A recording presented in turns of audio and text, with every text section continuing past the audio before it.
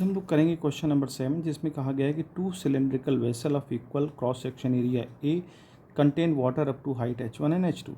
The vessel are interconnected so that the level in them become equal. Calculate the work done by the force of gravity during this process. The density of water is rho. तो देखिए इस question को मैंने पहले से figure बनाया हुआ है इस क्वेश्चन में। तो देखिए जरा, ये लेवल था पहले h1 हाइट पर एक वेसल में और दूसरे वेसल में ये h2 हाइट तक लेवल था।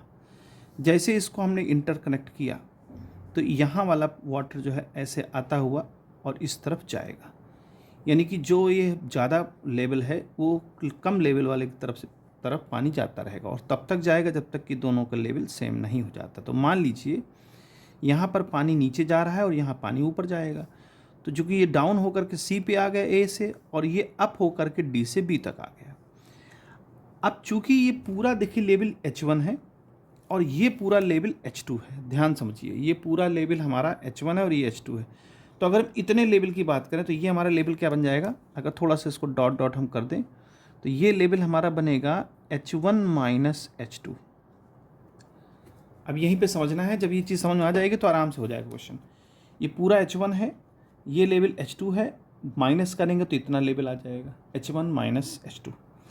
तो देखिए जितना लेवल ये नीचे यहाँ से ड्रॉप हो रहा है उतना ही ये ऊपर उठेगा, क्योंकि जितना भाई चूँकि एरिया सेम है, डेंसिटी सेम है, तो जितना पानी यहाँ से नीचे खिसकेगा उतना ही ये पानी ऊपर उठेगा।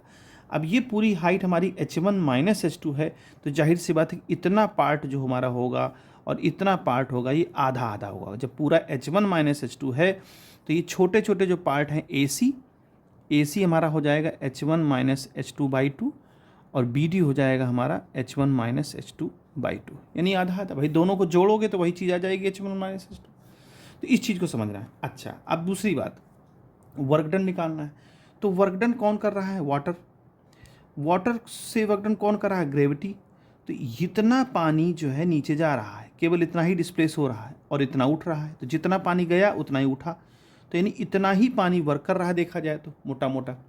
तो अब इसके द्वारा किया गया वर्क हमको निकालना है।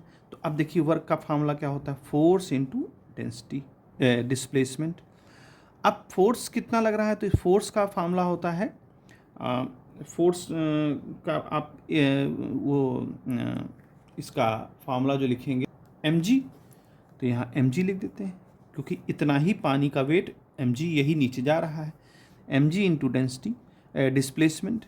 अब मास क्या होता है, देखिए डेंसिटी होता है मास अपॉन वॉल्यूम, तो मास हो जाएगा डेंसिटी इंटू वॉल्यूम और ग्रेविटी इंटू डिस्टेंस जो ट्रेवल्ड हो रहा है AC।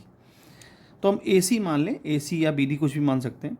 तो डेंसिटी हमारी ये है और वॉल्यूम क्या होता है, एरिया इंटू गहराई यानी कि डेप्थ। तो एरिया और इंटू ये डेप्थ ले रहे हैं तो AC डेप्थ हो जाएगा, इसकी लेंथ हमने बताई दिया h1 minus h2 divide by 2। Gravity हमारे पास है ही, उसको लिख देते हैं। डिस्प्लेसमेंट क्या हो रहा है, भाई यही तो पानी डिस्प्लेस कर रहा है और यही पानी उठ रहा है। चूँकि एरिया सेम है तो ये लेंथ और ये लेंथ इक्वल है, ये मैंने पहले आपको बताया। तो यहाँ पर डिस्टेंस जो डिस्प्लेसमेंट होगा वो पानी का h1 माइनस h2 बाई 2 होगा। बस हो गया क्वेश्चन।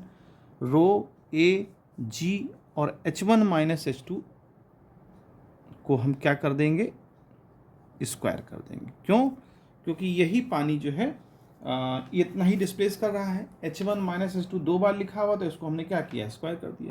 तो इस तरह से इस क्वेश्चन को सॉल्व करते हैं।